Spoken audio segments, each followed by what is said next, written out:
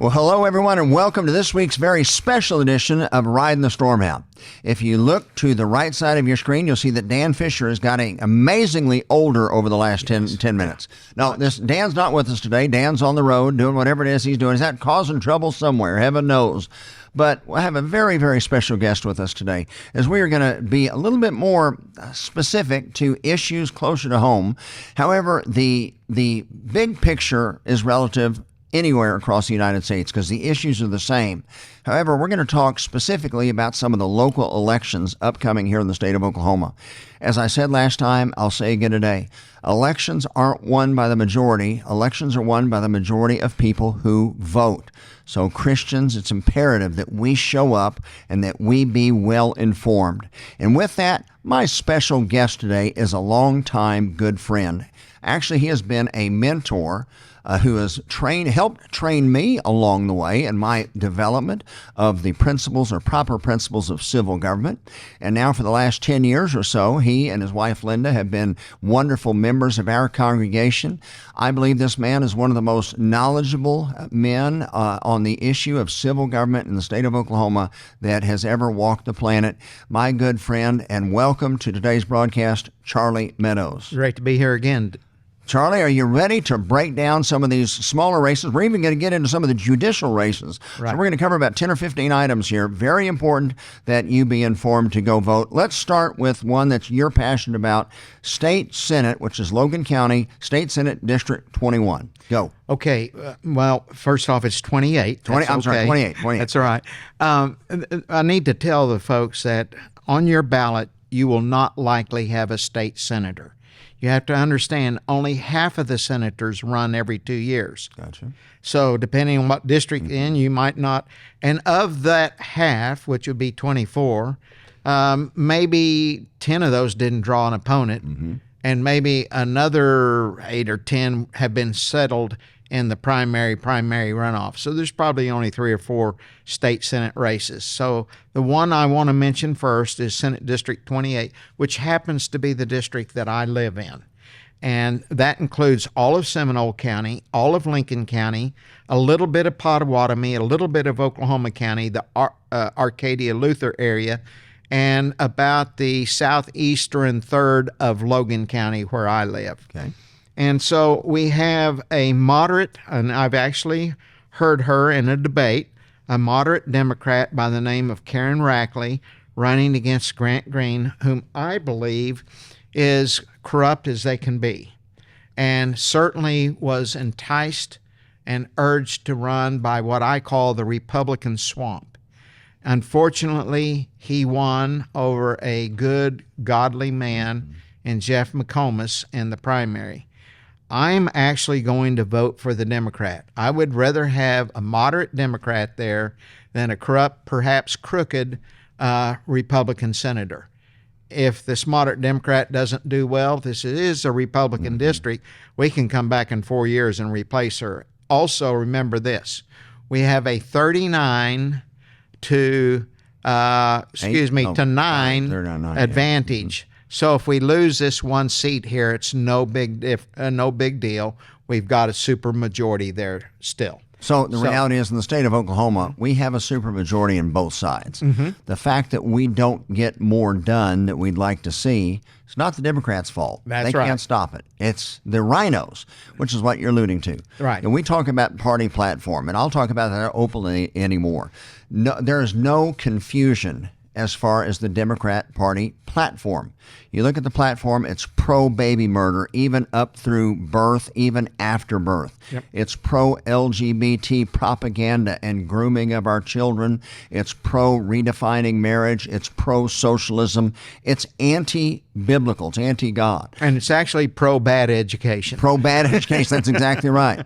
So as far as the platforms go, there's without doubt. However, in a state like Oklahoma, where we are overwhelmingly conservative, we have a lot of people that run as Republicans that really aren't. Right. They're either Democrats who want to win the race, so they coyly disguise themselves, Yeah. or they're just part of the rhinos, those that really like big government, that really are corrupt, and they just campaign on one issue, and then once they're elected, behind the scenes, they work against us. So with that being clarified, Ultimately, on the Senate race, if you have a state Senate seat on your ballot, vote Republican unless you're in District 28, and don't vote for Grant Green. Vote for Karen Rackley. Okay.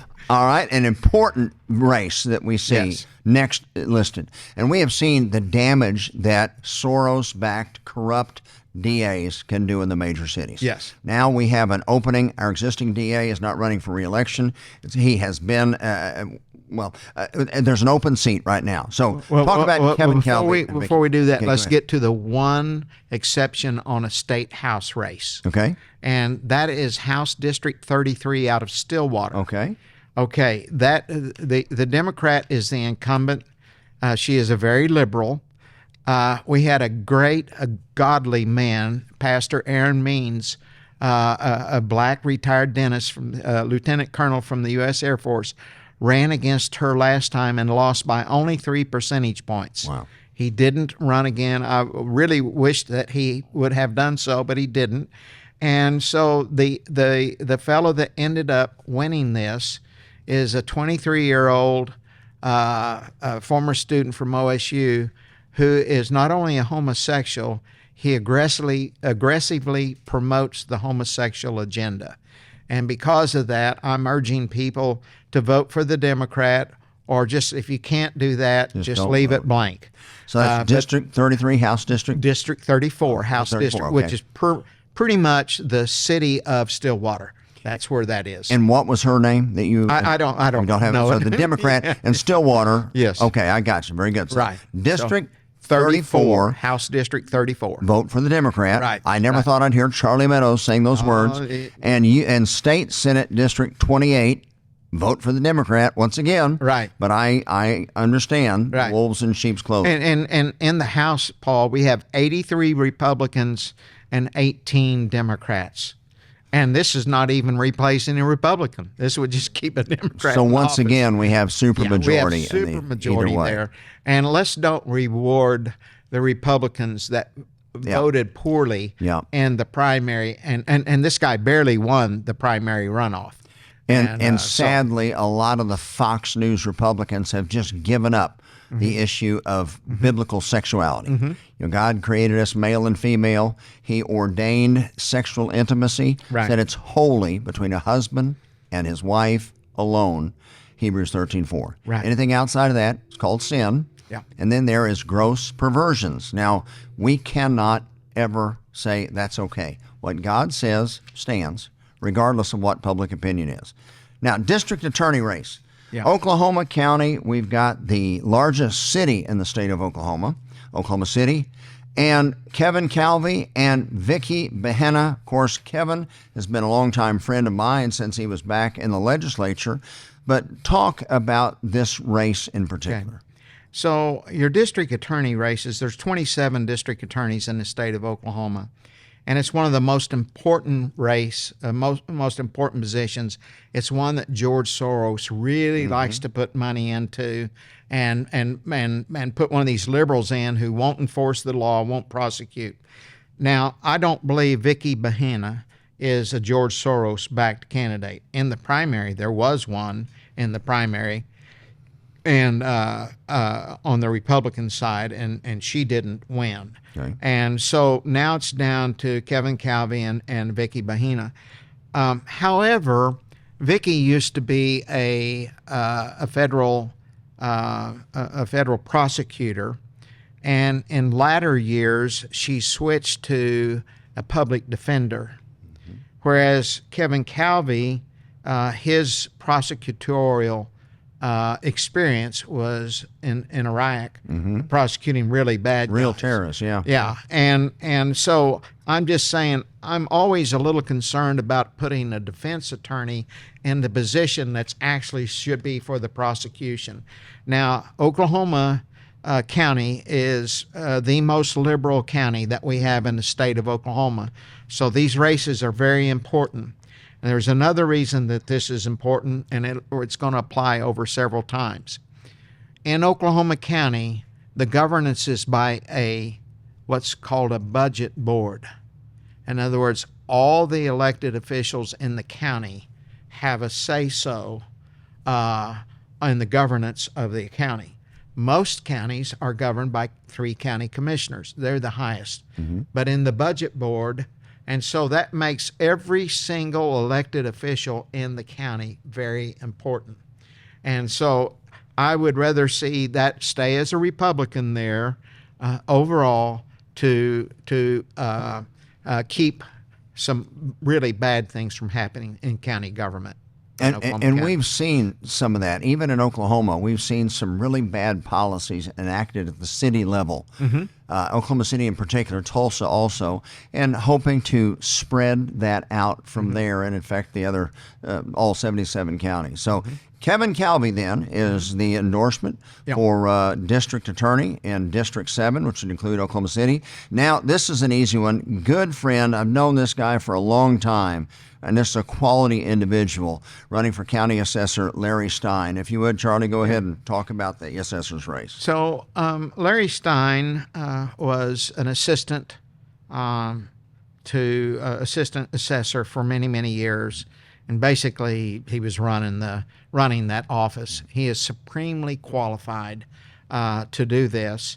And you have a Democrat here.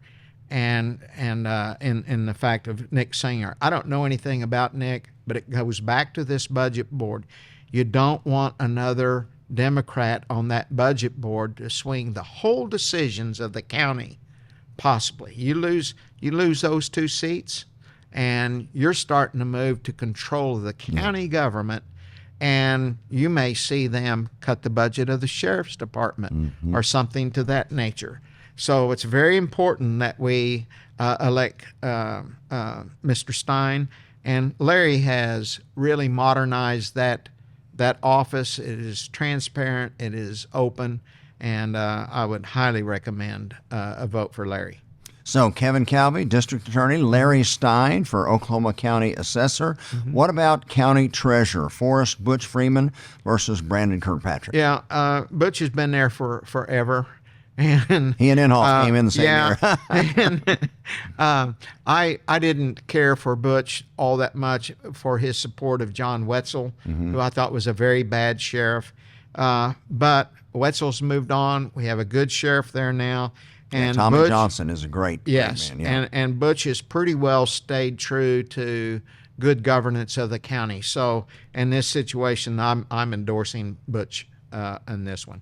Now, you just talked about the budget board. County Commissioner District 3. Yeah. What role does that play? Okay, this is where it really gets serious here. We have in the county, we have one Bernie Sanders radical revolutionary that is the incumbent of one of the districts, District 2 would be. And should Kathy Cummings win, you will have 2 radical Bernie Sanders revolutionaries. She's really bad. And what they can do, you get 2, they can call the next meeting, and they have the power to do away with the budget board and return it to a county commissioner form of government, where those 2 are the majority. And that would make the lone Republican on there, which his name slips me right now. I can see his face. Miles Davison? No. No. Okay. Yeah, Miles is running. This is Kevin Calvi's old seat here. I can't think of his name right now, but he's a good guy, and he actually was not going to run 2 years ago. And when he saw that what was happening? A radical revolutionary was going to run for that, he decided to run to save that seat.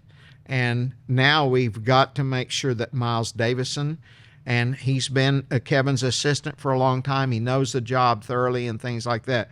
You do not want Kathy Cummings here. She really is a radical.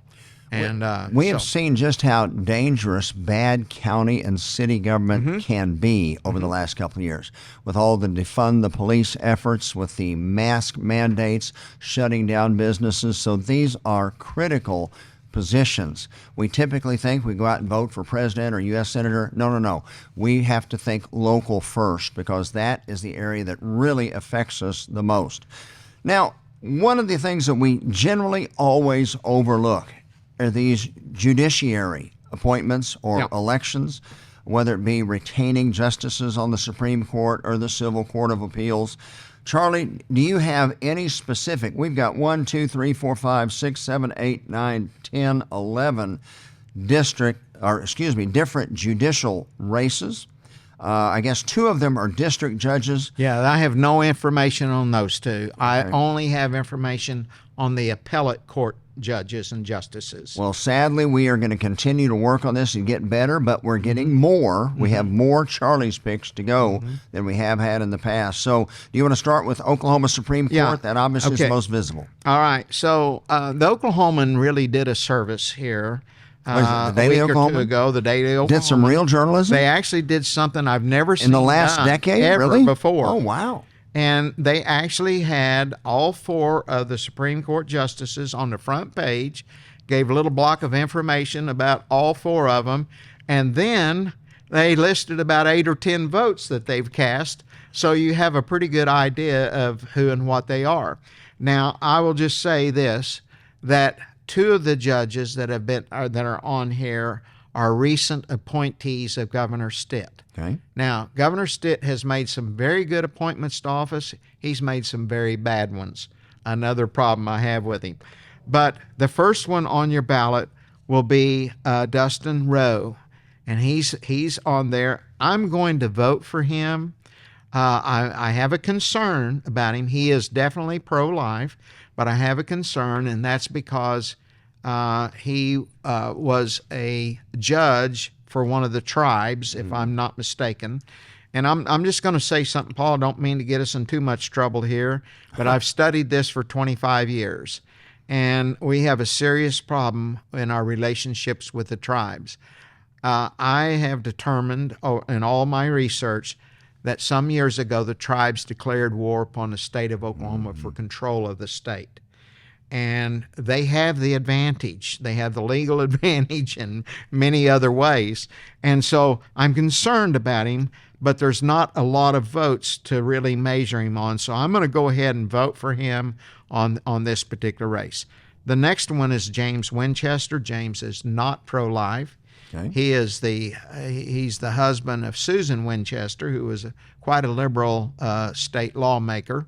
And he was put on here, I believe, by Frank Keating. We tried to take him out a number of years ago, and we came very close to taking him out. He only got probably 57, 58% of the vote. That's close. Normally, they win with 66 to 68%. And so I'm definitely a no on him. The next one on District 6, and I'm going to point something out to our listeners here and viewers here so they'll understand this. We have Dana Kuhn. Now, she's the most recent appointment, but she hasn't cast any votes yet. Okay. Now, Dana is very interesting. She was moved from the Criminal Court of Appeals to here. Okay. And on the Criminal Court of Appeals, she's very strong pro-life. Okay. But here's my concern about her, and why I'm not going to vote for her. On her license plate, it's a tribal tag, and she's in favor of the McGirt decision. And the McGirt decision is one of the biggest disasters that we have had hit us in our entire time. So while she is pro-life, here's again another one of these boneheaded mistakes that Stitt has made by putting her on the court when she's so strong with the tribes and McGirt. Now, let me say this.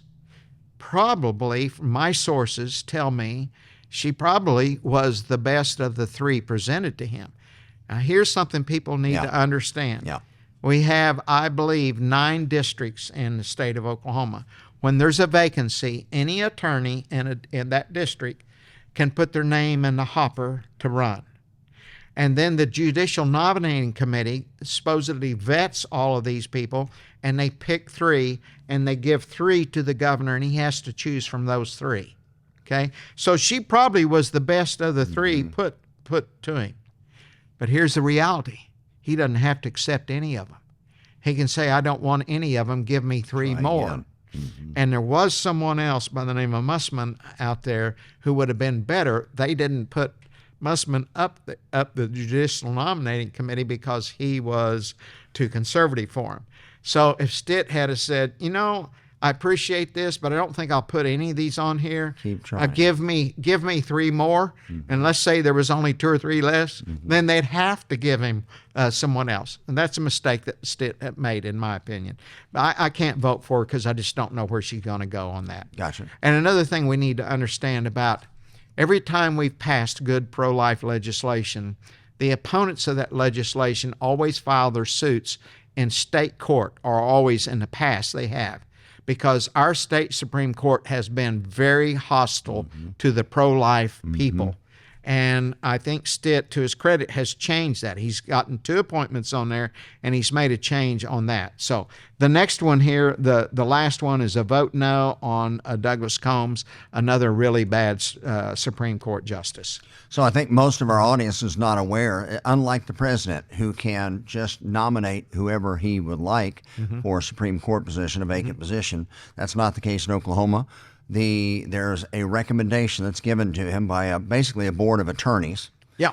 Most attorneys, I don't think, are terribly conservative There to are begin with. 15 members. Okay. And some are put on there by President Pro Tem of the Senate, some Speaker of the House. There are 4 or 5 are supposed to be civilians, non-attorneys. The rest are put on by the Oklahoma Bar Association, which is a very liberal organization. Do tell. Oh, yes, sir. So some of this needs to be addressed with our state constitution. Yeah. However, as far as these Supreme Court justices, you say yes on Dustin Rowe, District 2. You say on the other 3. No on the other 3, Winchester, Keene, and Combs. All right, judges for the Oklahoma Court of Civil Appeals. Let's go down that list. Okay, so there are 5 on here. There are none on here for the Criminal Court of Appeals, but there are 5 for the Civil Court of Appeals. The first one is Gregory Blackwell. I'm a no on him.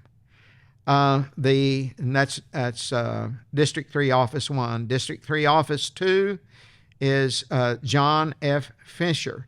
And it's actually, even though he was a Brad Henry appointee, he's been one of the better in his performance. Okay. So I'm a yes on him. And then on number 4, we have Barbara Swinton. She's probably the worst judge on the Court of Criminal Appeals. She's a no, and if you can vote 3 times no. Oh, we can't do that. And then the last one is Tom Prince. He's the most recent one on there, and I'm a yes on Tom. I've known Tom for a long time. I've disagreed with him a time or 2, but overall, I think he's a good judge, and he doesn't have a real long voting record on here, but I believe he deserves to be put on there for. What about District 1, Office 1? We missed Stacey Hickson. Bottom of the page, you have her on there? No, I don't. Well, I've got her on this page. No, well, I think that is a district judge here. Okay. That again, I don't know anything about the Oklahoma County district judges. I only do appellate court judges. Gotcha. There's this time factor, Paul. Gotcha. What? You're retired now. Come on, Charlie. Oh, yeah, boy. Well, I want to, for those of you that are just tuning in, Charlie Meadows has been a long-time friend, probably known Charlie for 20 plus years. He's been a member of our church for at least 10. Early on, years ago, as I was getting more engaged and thinking biblically about this realm called civil government, Charlie has been a great friend and mentor. And as I've said earlier in the broadcast, he is as knowledgeable about Oklahoma politics as anybody that I've ever met. So these opinions given are Charlie's. However, Charlie is a true believer, loves the Lord Jesus. He and Linda are a wonderful part of our church. He is a true blue conservative. started Oak Pack 30 years ago. And I can just tell you from my relationship with Charlie and his walk, I trust his opinion greatly. So take it for what it is. But if you are in the state of Oklahoma, it's certainly something you should consider. Let's go back and review some of the things that we covered last time that we didn't talk about today. We talked about some of these state senate, just a few state senates, some county offices today. Of course, we recommended Butch Freeman, Larry Stein, Kevin Calvi, actually two Democrats. Miles Davidson. Yeah, Miles Davidson, absolutely. You actually supported two Democrats, oddly enough, but for state senate, you supported Karen Rackley. And then for House District 34, you supported, you said there's an LGBT activist that's running as a Republican. Yeah. And you were taking the other position on that. Right. All right. Right. Now, statewide offices. Of course, our federal offices, we have to have Republican control of the U.S. Senate Right. in order to have the Senate pro tem. We have to have control of the House of Representatives in order to unseat Nancy Pelosi and get someone less awful than Nancy Pelosi in that office. So Republican across the board there. As far as some of the statewide office, state superintendent, this is very important. Ryan Walters, the Republican, for superintendent of public education.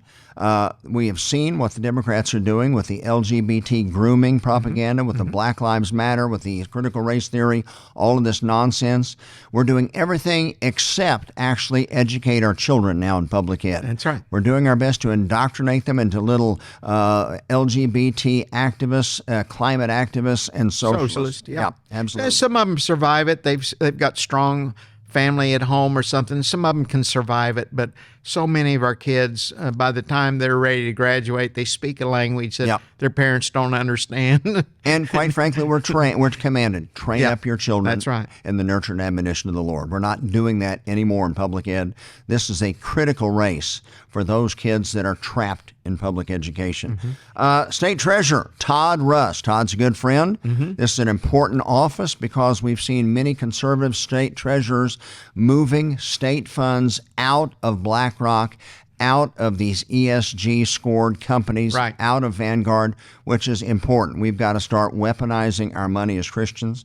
Attorney General Gettner Drummond, the Republican, over the Libertarian, Linda Steele.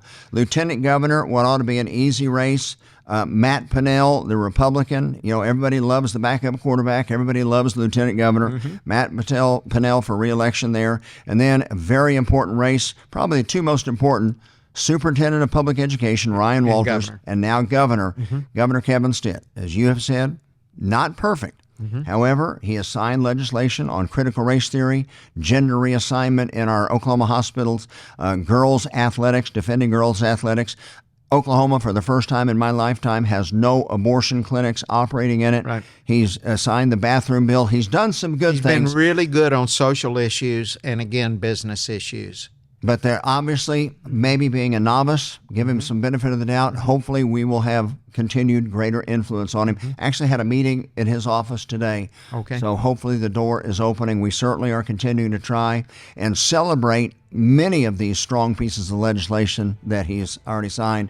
And hopefully he will listen to the conservative Christian base as we help counsel over these next 4 years, God willing. So, folks, I hope you've enjoyed my special guest, Charlie Meadows. That wraps up all the time we have for this week's edition of Ridin the Storm Out. We look forward to being with you next time, and my partner in crime, Dan Fisher, will likely be back in the saddle with us when we see you again next time. But until then, may God bless you. Amen.